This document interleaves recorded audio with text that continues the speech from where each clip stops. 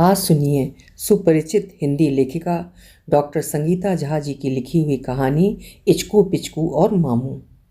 Doctor Sangeeta Jha ji पेशे से endocrine surgeon हैं, साथ ही वो एक लेखिका भी हैं। तो प्रस्तुत है उनकी कहानी मेरी आवाज़ में। मैं हूँ सीमा सिंह।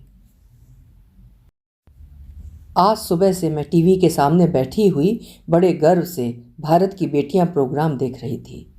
साथ बैठी थी मेरी दोनों नातिनें और मेरा बेटा निहाल।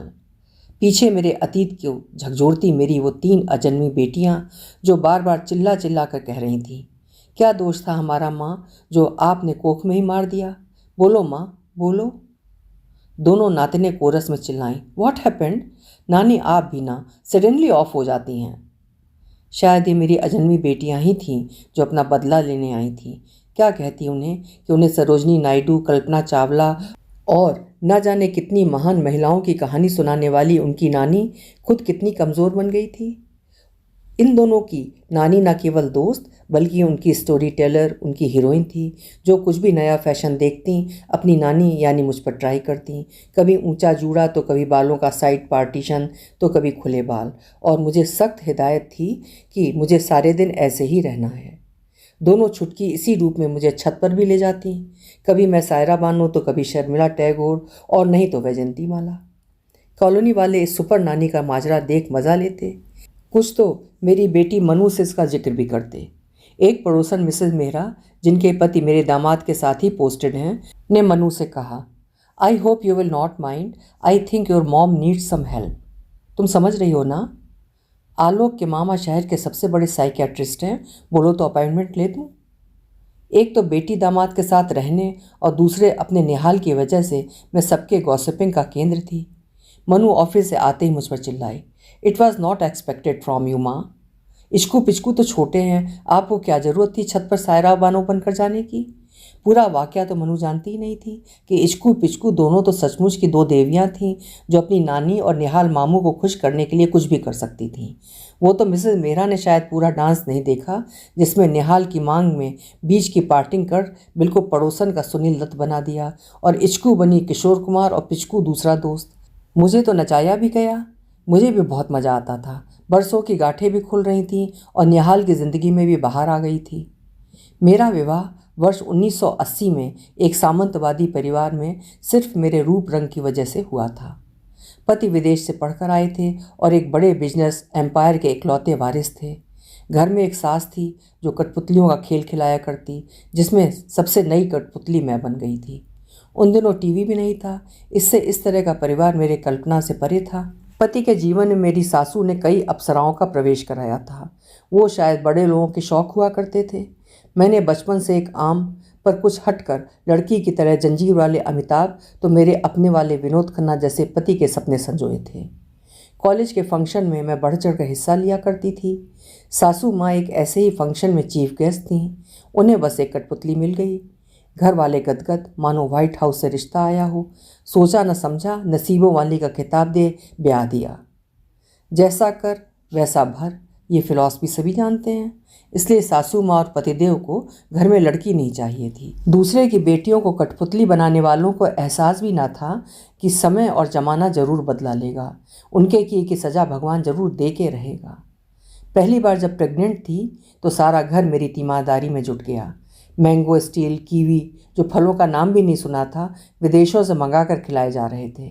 मैंने खुद को कठपुतली ना समझ पता नहीं कैसे महारानी समझ लिया। रोज़ कुंवर जी के आने के गीत गाए जाते, मेरे आराम का ध्यान रखा जाता। मेरे जापे मतलब प्रसूति के लिए गोरखपुर से एक ट्रेंड दाई मंगाई गई कि अगर घर में कोई तकलीफ़ हो तो मैडम तैयार। शहर की नामी प्रसूति विशेषज्ञ की निगरानी में मेरी डिलीवरी होनी थी। पहला बच्चा था। मेरे मन में जरा सा भी ख्याल ना था कि अगर लड़की हुई तो। पतिदेव की तो मैं बांधी थी, हम कभी दोस्त बने ही नहीं। पेट पर जब भी लात पड़ी लगा साथ में आवाज़ भी आती है, माँ। कई बार सोचा राघव यानी पति परमेश्वर को भी अपना बेडौल पेट छुआ कर वो लात महसूस कराऊं, लेकिन वो अगर पास तो आते ना। दाई मेरी माँ बन गई और मैं उसकी नन्नू बहुरिया। नन्नू का मतलब छोटी था। बड़े ज़ोर शोर से मुझे अस्पताल में भर्ती कराया गया और सासू माँ साथ में एक चांदी का चकला और सोने का बेलन और ढेर सारे चांदी के सिक्के लेकर चलीं। दाई माँ ने मुझे बताया, दुल्हन, जब कुंवर जी आएंगे तो बाई साहब चांदी के चकले से सोने का बेलन बजाकर कुंवर जी का स्वागत करेंगी और सिक्के हवा में उछालेंगी। मैंने पूछा, अगर बेटी हो गई तो? दाई माँ ने डांटा, शुभ शुभ बोलो बहुरिया। पहली बार मन में घंटी बजी कि बेटी का होना क्या अशुभ होता है। एक डर सा लगा और महारानी बनने का भ्रम छूमंतर हो गया। जैसे ही बच्चे की रोने की आवाज़ आई, सारे लेबर रूम में बेटी हुई है की आवाज़ गूंजने लगी। माँ बेटा बिना बच्ची को देखे फरार हो गए। रह गए मैं, बेटी और दाई माँ बिमला। उन्होंने बिटिया को देखकर कहा, है तो बहुत सुंदर, तुम्हारा और दादी का मिश्रण बहुरिया पर है मन तोड़वा। तोड़ दिया ना बाप दादी का मन। उस मन तोड़वा शब्द से ही मैं मनु को मनु कहकर पुकारने लगी। बिमला दाई नहीं होती तो शायद ना मैं बचती ना मनु। दाई मेरी माँ थी और मनु की नानी दादी सब कुछ। मनु इतनी प्यारी थी पर ना बाप ना दादी ने उसे जी भर देखा था। 7 महीने की थी और दाई बाहर बगीचे में उसकी मालिश कर रही थी। पति देव पास से गुजर रहे थे। पता नहीं कैसे मनु ने आवाज़ लगाई, पापा। शायद दाई ने सिखाया हो। राघव रुक गए और पहली बार ऑफिस नहीं गए। सारा दिन मनु से खेलते रहे और मेरे पास भी आकर बैठे। कठपुतली की मालकिन को अपने सबसे अजीज़ कठपुतले की हरकत नागवार गुजरी। नागिन से फुंकारती पूरी हवेली में घूमती रहीं। बेटियां सचमुच बाप को बदल देती हैं, कहावत चरितार्थ होती लगी। लेकिन ये सिर्फ एक दिन का खेल था। मनु दाई माँ के साथ सारे घर का चक्कर लगाती। एक दिन तो हद हो गई। सासू माँ ने अपने बेटे को आवाज़ लगाई, राघव आज घर जल्दी आना। इसके ठीक बाद मनु ने अपनी तोतली भाषा में इको किया, राघव आज घर जल्दी आना। राघव ने मनु को गोद में ले बेतहाशा चूमते हुए उसी तरह तुतलाते हुए कहा, पापा आज घर पल ही है, नहीं दाएगा। उसके बाद से मनु और राघव के बीच एक अच्छी बॉन्डिंग बन गई। मैंने भी राघव के दिल का एक अच्छा कोना देखा और थोड़ी राहत मिली। लेकिन जिन्हें दूसरों की ज़िंदगियों से खेलने की आदत होती है वो कहाँ रुकते हैं। मनु 1.5 साल की ही हुई थी कि दूसरे बच्चे की मांग शुरू हो गई, वो भी बेटा। मैं फिर परेशान। मनु मेरे और राघव के बीच का ब्रिज थी। मुझसे बात कर राघव को ये भी पता चला कि मैं सिर्फ मोम की कठपुतली नहीं बल्कि इंटेलिजेंट बातें भी करना जानती थी। यूं ही केवल सूरत की वजह से कॉलेज यूनियन में नहीं थी बल्कि एक अच्छी सीरत की मालकिन भी थी। लेकिन राघव भी अपनी माँ के भी उतने ही दीवाने थे जितना माँ ने बनाया था। घर पर यज्ञ हुआ और पुत्र की कामना करते हुए कई पूजा कराई गई। सारा शहर कठपुतली बन इस परिवार के इशारों पर नाचता था। अब पूरे परिवार में एक बेटा लाने की जिद थी। उन्हीं दिनों माँ के गर्भ से एमिनोटेड फ्लूइड अर्थात गर्भकोश के अंदर का तरल पदार्थ को सिरिंज की सहायता से खींचकर पता किया जा सकता था कि अंदर बेटा या बेटी पल रही है। ये सब एक आधुनिक मशीन अल्ट्रासाउंड के नीचे गर्भवती महिला को लिटाकर किया जाता था। मेरा बड़ा ध्यान दिया जाने लगा, खाने पीने से लेकर घूमने फिरने का। और तो और मनु भी भाई लाने की जिद करने लगी। मैं कठपुतली की तरह गर्भवती कर दी गई और प्रतीक्षा की जाने लगी 16 हफ्ते पूरे होने की, ताकि जांच की जा सके। जैसे ही सिरिंज अंदर गई मेरे कान में एक मीठी आवाज़ गूंजी, माँ बचा ले। शायद चुनावों के नतीजों की भी इतनी प्रतीक्षा कोई नहीं करता जितनी इसकी की जा रही थी कि मेरे गर्भ में क्या है। शाम को जब डॉक्टर का फ़ोन आया कि गर्भ में बेटा नहीं बेटी है, सास ने सर झटकते हुए आदेश दिया, डॉक्टर को फ़ोन करो और तुरंत बच्चे को गिराने का इंतज़ाम करने को बोलो। मैं रोने लगी, गिड़गिड़ाने लगी, मेरी बच्ची बचा लो। लेकिन मेरी किसी ने नहीं सुनी। उसी शाम 81 टैबलेट दी गई और मैं सो गई।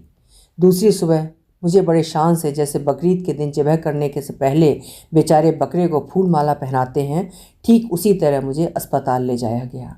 मेरे साथ दाई विमला भी थी। मैं रो रही थी पर कोई मेरा मसीहा ना था। अजन्मी भी गर्भ में लगभग 4 महीने बिता चुकी थी। मुझे बेहोश कर अबॉर्शन की प्रक्रिया पूरी कर दी गई। जब मुझे होश आया तो देखा एक छोटी सी ट्रे में एक हाड़ मांस का लोथड़ा पड़ा था। मैं फूट फूट कर रोने लगी। आज लगता है और कभी कभी मन्नू भी धिक्कारती है कि मेरे अंदर की औरत माँ क्या मर गई थी। मैंने उन सामंतवादियों का विरोध क्यों नहीं किया? क्यों 1 नहीं 2 नहीं 3 बार उनके सामने हथियार डाल दिए? ऐसा करने में मेरी उम्र भी बढ़ती जा रही थी और मेरा रोना और हर वक्त की मनहूसियत मनु को भी मुझसे दूर करती जा रही थी। पता नहीं क्यों राघव के सर पर जू भी नहीं रेंग रही थी। तीसरे अबॉर्शन में तो बड़ी मुश्किल से मेरी जान बची थी, इसलिए मुझे ठीक होने में 3 साल लगे। मुझे लगा अब अत्याचार थम जाएंगे और अब बस की स्थिति आ गई है। लेकिन एक दिन फिर काशी के बड़े विद्वान घर पर आए और इस घर पर अब पुत्र योग है ऐसी भविष्यवाणी कर गए। फिर क्या था, राघव फिर मेरे पास आने लगे। मैं, राघव, मनु साथ साथ बाहर भी जाते। मनु अब 7 बरस की हो गई थी। फिर मेरे पेट में अजन्मे बच्चे की किलकारी गूंजने लगी। पंडित की भविष्यवाणी थी, मैंने किसी भी टेस्ट से इनकार कर दिया। काश करवा लेती तो निहाल इस दुनिया की ठोकरें खाने से बच जाता। घर पर सबके लिए ज्ञानी पंडित की भविष्यवाणी ब्रह्म वाक्य थी। निहाल के पैदा होते ही सब पहले तो खुश हुए, पर डॉक्टर को उसकी आंखें, बड़ा सर और फिर हाथ में 4 लाइनें यानी 4 पाम क्रीज देखकर पता चल गया कि बच्चा डाउन सिंड्रोम के साथ पैदा हुआ है। 3 भ्रूण हत्याओं की सज़ा तो मिलनी ही थी। मैं भी बराबर की भागीदार थी, क्योंकि जुर्म सहने वाला ही जुर्म को बढ़ावा देता है। अब मैंने पहली बार खुद से अपने आंसू पोंछे और खुद से वादा किया कि मैं कठपुतली और नहीं। निहाल ने मुझे सचमुच निहाल कर दिया। हमने, यानी जिसमें राघव भी शामिल थे, मिलकर निर्णय लिया कि हम निहाल को दुनिया की बेरहमियों का शिकार नहीं बनने देंगे। निहाल बाबू मेरे बहुत प्यारे और सच्चे बेटे हैं। दुनिया की हर बुराई और छल कपट से कोसों दूर हमने एक अलग दुनिया बनाई है, जिसमें मैं, निहाल और इचकू पिचकू हैं। पति का छोड़ा पूरा एम्पायर है हमारे पास, सो पैसे की कोई कमी नहीं है। बेटी दामाद दोनों वरिष्ठ अधिकारी, इससे सरकारी बाधा भी नहीं है।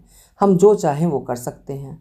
कोरोना में कितने गरीबों के घर खाना पहुंचाया है, कितने कोरोना पीड़ितों को दवाइयाँ पहुंचाई हैं। हमारी एक संस्था है, इचकू पिचकू और मामू, जो डोमेस्टिक वायलेंस, भ्रूण हत्या के विरोध और लड़की बचाओ लड़की पढ़ाओ के लिए काम करती है। हमारा अपना यूट्यूब चैनल है। लोगों को खुशी देना हमारा शौक़ है। बहुत सारे टिकटॉक, तो छोटे छोटे नाटक, कभी किसी मूवी के गाने पर डांस के वीडियो, इसी से हमारा यूट्यूब भरा हुआ है। हमारी दुनिया खुशियों से भरी है और हमारा स्लोगन है, बीती बातों पर हाथ नहीं मलते, जज्बातों के ईंधन से चूल्हे नहीं जलते। अभी आप सुन रहे थे डॉक्टर संगीता झा जी की लिखी हुई एक बेहद सकारात्मक और प्रेरणादायक कहानी, साथ में मज़ेदार भी, इचकू पिचकू और मामू। उम्मीद है आपको ज़रूर पसंद आई होगी। कल फिर मिलेंगे। आपका समय मंगलमय हो।